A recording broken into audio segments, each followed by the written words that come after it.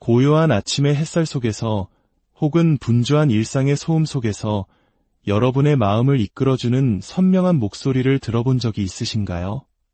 세상은 우리에게 끊임없이 소리치지만 정작 우리 영혼에 필요한 단 하나의 음성을 듣기란 참으로 어렵습니다. 오늘 우리는 그 고요하고도 강력한 음성, 바로 우리를 사랑하시는 하나님의 음성을 듣는 여정을 함께 떠나보려 합니다. 오늘의 이야기가 여러분의 마음에 깊은 울림을 준다면 이 은혜를 주변의 소중한 이들과 함께 나누어 주십시오. 여러분의 나눔과 구독은 더 많은 영혼에게 하나님의 사랑을 전하는 귀한 통로가 될 것입니다. 이 말씀을 듣고 나누는 모든 분들 위해 하나님의 크신 평강과 축복이 함께하기를 기도합니다.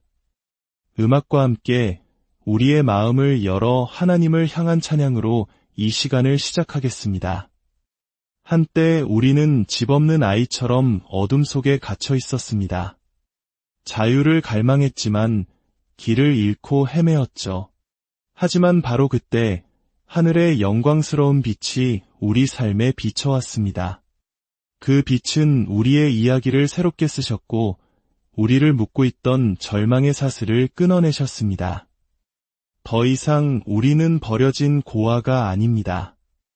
예수 그리스도의 보혈로 하나님의 자녀가 되었습니다. 더 이상 죄의 감옥에 갇힌 죄수가 아닙니다. 그분께서 이미 승리하셨기 때문입니다. 그러니 함께 외칩시다. 할렐루야! 우리에게 구원이 이르렀습니다. 이 세상 그 어떤 왕국도 그 어떤 보좌도 아닌 오직 예수 그리스도의 이름만이 우리의 유일한 소망이요 반석이십니다. 상처 입은 자들은 그분 안에서 치유를 찾고 쉴 곳 없던 마음은 그분의 품 안에서 참된 안식을 얻습니다. 불안하던 영혼은 그분의 능력과 임재 안에서 평안을 누립니다. 아버지의 사랑이 얼마나 위대한지요. 그 은혜가 얼마나 놀라운지요. 우리의 모든 삶의 조각들을 모아 그분의 형상대로 아름답게 빚어가시는 그 사랑을 찬양합니다. 우리는 이제 하나님의 자녀라 불립니다. 이것이 우리의 정체성이며 우리가 누구인지를 말해줍니다. 십자가에 달리신 어린 양을 보십시오. 세상 모든 죄를 짊어지신 그분을 바라보십시오. 그분의 손과 발에서 흘러내리는 용서의 보혈이 우리를 자유롭게 합니다. 평화의 왕이신 그분은 죽음을 이기시고 부활하셨습니다. 어둠의 권세는 끝났고 무덤은 더 이상 그분을 가두지 못합니다. 세상의 빛이시며 죽임 당하신 어린 양, 그러나 사자처럼 다시 일어나신 구원의 주님. 그 어떤 원수도 우리를 넘어뜨릴 수 없습니다. 왜냐하면 우리 왕은 빈 무덤을 남기고 승리하셨기 때문입니다. 그 위대하신 왕께 우리의 모든 찬양을 올려드립시다. 여러분, 살다 보면 하나님의 뜻이 무엇인지 알기 어려워 막막할 때가 있지 않습니까?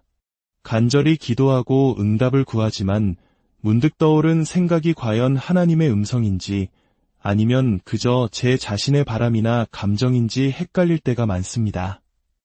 어쩌면 어젯밤에 먹은 김치찌개가 제 속에서 말하는 건 아닌지 의심스럽기도 하죠. 만약 우리가 하나님의 뜻을 정확히 알 수 있다면 얼마나 놀라울까요? 마치 마법의 요술공처럼 질문을 던지면 명확한 답을 얻을 수 있다면요. 하나님, 제가 이 힘든 관계를 정리해야 할까요? 의심의 여지 없이. 하나님, 제가 분노에 차서 이 문자를 보내도 될까요? 내 대답은 아니오다 얼마나 좋을까요? 좋은 소식은 우리에게는 그보다 훨씬 더 확실한 약속이 있다는 것입니다. 예수님께서는 스스로를 선한 목자라 하셨고 우리를 그분의 양이라고 말씀하셨습니다. 그리고 요한복음 10장에서 이렇게 약속하셨습니다. 양들은 목자의 음성을 안다고 말입니다. 선한 목자는 자신의 양들을 각각 그 이름으로 부르며 밖으로 인도합니다. 양들은 그의 음성을 알기 때문에 그를 따릅니다. 이것은 예수님의 약속입니다. 우리는 그분의 음성을 알 수 있고 분별할 수 있습니다. 그렇다면 어떻게 그분의 음성을 들을 수 있을까요? 오늘 3가지 간단하고도 분명한 방법을 통해 하나님의 음성을 듣는 법을 나누고자 합니다. 첫 번째는 하나님께 말씀해 달라고 구하는 것입니다. 어떤 결정을 내려야 할 때 그저 혼자 고민하거나 장단점을 따지는 데서 그치지 마십시오. 하나님께 직접 여쭈어야 합니다. 하나님, 아버지의 뜻은 무엇입니까? 제게 말씀하여 주시옵소서. 하지만 이 기도는 생각보다 훨씬 더 깊은 결단을 요구하는 어쩌면 위험한 기도일 수 있습니다. 만약 여러분이 하나님의 뜻을 들을 준비가 되어 있지 않다면 그분께 말씀해 달라고 구하지 않는 편이 나을지도 모릅니다. 왜냐하면 하나님의 뜻과 방식은 종종 우리의 생각과 기대를 뛰어넘기 때문입니다. 구약 성경에 나오는 소년 사무엘의 이야기를 기억하실 겁니다. 어린 사무엘은 성전에서 제사장 엘리를 섬겼지만 아직 하나님을 인격적으로 알지는 못했습니다. 그는 종교적인 의무는 다했지만 하나님과의 관계는 없었습니다. 우리 중에도 혹시 사무엘처럼 종교적인 행위는 익숙하지만 하나님과의 살아있는 관계는 경험하지 못한 분이 계실지 모릅니다. 어느 날 밤 잠들어 있던 사무엘은 자신의 이름을 부르는 소리를 듣습니다. 사무엘아, 그는 엘리 제사장이 부르는 줄 알고 달려갔지만 엘리는 부르지 않았다고 합니다. 이런 일이 3번이나 반복되자 엘리는 비로소 주님께서 그 소년을 부르고 계심을 깨닫습니다. 그리고 사무엘에게 이렇게 알려줍니다. 가서 누워있다가 그가 너를 부르시거든 내가 말하기를 주님, 말씀하옵소서. 주의 종이 듣겠나이다 하라. 여러분, 잠시 모든 것을 멈추고 이 기도를 함께 마음으로 드려봅시다. 주님, 말씀하옵소서. 주의 종이 듣겠나이다. 사무엘이 이 기도를 드렸을 때 하나님은 그에게 무엇을 말씀하셨을까요? 그것은 12살 소년이 감당하기에는 너무나 무겁고 어려운 메시지였습니다. 하나님은 엘리 가문의 죄에 대한 심판을 예고하셨습니다. 하나님께서는 우리가 듣고 싶어하는 달콤한 말만 하시는 분이 아닙니다. 때로는 우리를 불편하게 하고 우리의 계획을 뒤엎는 말씀을 하시기도 합니다. 혹시 이렇게 반문하는 분도 계실 겁니다. 저는 계속 구해왔지만 아무것도 들리지 않아요. 기억하십시오. 우리가 듣지 못한다고 해서 하나님께서 말씀하지 않는 것은 아닙니다. 더 많이 귀 기울일수록 그분의 음성을 더 잘 분별하게 될 것입니다. 저는 비행기 조종사 자격증을 가지고 있습니다. 훈련을 받을 때 항공교통 관제탑에서는 수많은 비행기들과 동시에 교신합니다. 처음에는 그 수많은 소음 속에서 제 비행기의 호출 부호를 알아듣는 것이 거의 불가능했습니다. 항상 교관이 방금 우리를 불렀어요 라고 말해주어야만 알아차렸죠.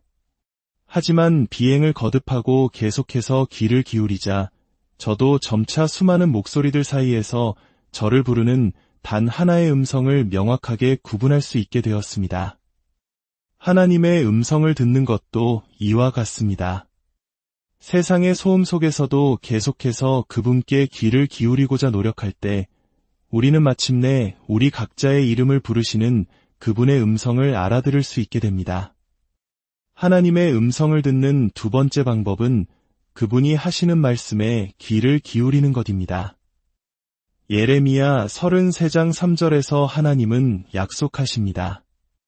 너는 내게 부르짖으라 내가 내게 응답하겠고 하나님은 관계적인 분이십니다.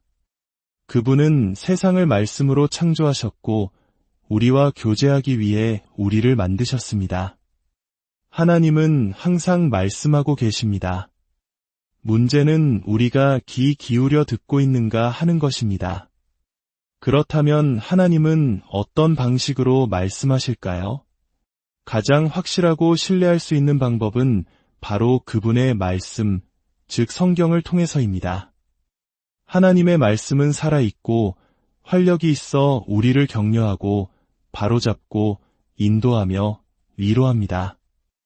하나님은 결코 자신의 기록된 말씀에 위배되는 말씀을 하지 않으십니다. 또한 지혜로운 믿음의 친구나 멘토의 조언을 통해 설교나 찬양을 통해 말씀하시기도 합니다. 때로는 우리가 가려던 길을 막으시거나 전혀 예상치 못한 새로운 문을 여시는 상황을 통해 말씀하십니다. 그리고 무엇보다도 우리 안에 내주하시는 성령님을 통해 말씀하십니다. 성령님은 우리의 영에 직접 말씀하시며 우리 마음의 선한 부담감과 확신 혹은 평안함의 부재를 통해 그분의 뜻을 알려주십니다. 이사야 30장 21절은 이렇게 묘사합니다. 너희가 오른쪽으로 치우치든지 왼쪽으로 치우치든지 내 뒤에서 말소리가 내 귀에 들려 이르기를 이것이 바른 길이니 너희는 이리로 가라 할 것이며 마치 TV 인터뷰를 할 때 PD가 귀에 꽂힌 이어폰을 통해 보이지 않는 곳에서 계속 길을 안내해 주듯 성령님께서는 우리 삶의 모든 순간 보이지 않는 곳에서 우리를 인도하고 위로하십니다. 하나님은 항상 말씀하고 계십니다. 문제는 우리가 듣고 있는가입니다. 마지막 세 번째, 그리고 가장 중요한 단계는 그분이 말씀하신 대로 행하는 것입니다. 예수님께서는 말씀하셨습니다. 오히려 복 있는 자는 하나님의 말씀을 듣고 지키는 자니라. 우리는 말씀을 듣기만 하는 자가 아니라 들은 말씀을 삶으로 살아내는 실천가가 되어야 합니다. 혹시 오랫동안 하나님의 음성을 듣지 못했다고 느끼십니까? 어쩌면 그 이유는 하나님께서 마지막으로 당신에게 하셨던 말씀을 아직 순종하지 않았기 때문일 수 있습니다. 하나님께서 누군가를 용서하라고 하셨지만 여전히 미움을 품고 있지는 않습니까? 어떤 죄를 고백하라고 하셨지만 아직 숨기고 있지는 않습니까? 교회의 어떤 자리에서 섬기라고 하셨지만 망설이고 있지는 않습니까? 많은 그리스도인들이 성경 지식은 풍부하지만 그에 걸맞은 순종의 삶이 부족한 경우가 많습니다. 우리는 순종의 수준을 넘어서는 지식을 쌓고 있는지도 모릅니다.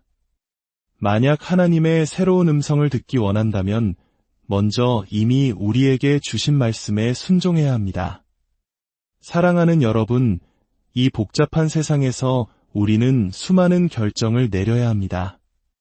하지만 좋은 소식은 우리에게 선한 목자이신 예수님이 계시다는 것입니다. 그분의 음성을 듣기 위해 우리는 세상의 소리를 줄여야 합니다.